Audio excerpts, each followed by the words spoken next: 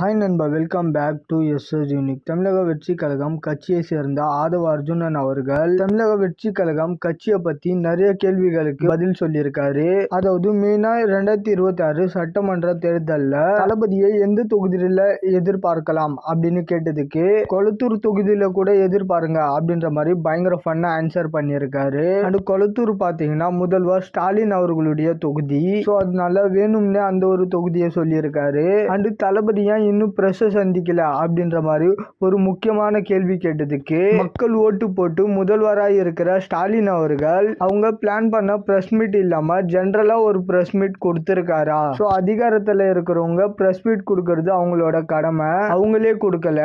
நீங்க இத தளபதி கிட்ட எதிர்பார்க்கறதுல என்ன நியாயம் அப்படின்ற மாதிரி சொல்லியிருக்காரு. அண்ட் இது ஒரு சரியான பதிலா இருந்தாலும் தளபதி பிரஸ் சந்திக்கணும்னு மக்கள்கிட்டயும் ஒரு எதிர்பார்ப்பு இருக்குதான். பட் அதுல இருக்கிற சிக்கல் என்னன்னா 10 பேர்ல ஒரு 8 பத்திரிகையாளர்கள் கரெக்டான கேள்வி கேட்டா மீதி இருக்கிற ஒரு 2 பத்திரிகையாளர்கள் பாத்தீங்கன்னா சம்பந்தமே இல்லாம பர்சனலா வேணும்னே ட்ரிகர் பண்ற மாதிரி கேட்பாங்க.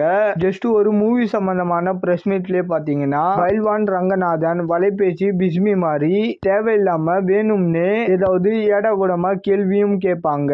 அந்த மாதிரி கேட்டு அதாவது ட்ரோல் மெட்டீரியலா தளபதிக்கு அகேன்ஸ்டா யூஸ் பண்ணுவாங்க. பட் அதுக்காக பிரஸ் சந்திக்கவே மாட்டாரா அப்படின்னா டெஃபினட்டா அதுக்கான ப்ரிப்பரேஷன் போயிட்டு தான் இருக்கும். ஸோ சரியான நேரத்துல பிரஸ் சந்திப்பாரு. அண்ட் இப்போ அவரு பிரஸ் மீட் பண்ணணும்னு சொல்லிட்டு அவசியமே இல்ல.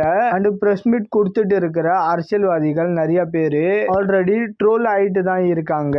சீமான் அவர்களுக்கு எல்லாம் அவ்வளவு வீடியோ இருக்கு. ரீசெண்டா கூட அந்த குரல் கேட்ட வீடியோ எல்லாம் பயங்கர ட்ரெண்டிங். நேத்து திமுகவை சேர்ந்த கனிமொழி அவர்கள் கிட்ட ஒரே ஒரு கேள்வி தான் கேட்டாங்க. அதாவது அதிமுக ஆட்சியில விதவிகள் எண்ணிக்கை அதிகமாயிட்டே இருக்குன்னு சொன்னீங்களே, இப்போ உங்க ஆட்சியில அது குறைஞ்சிருக்கா அப்படின்னு ஒரு கேள்வி கேட்டதுக்கு இல்ல இங்க வேற விஷயத்துக்காக வந்திருக்கோம் அப்படின்ற மாதிரி பிரஸ் மீட்டை முடிச்சிட்டாங்க. சோ தளபதி டெஃபினட்டா சரியான டைம்ல பிரஸ் சந்திப்பாரு.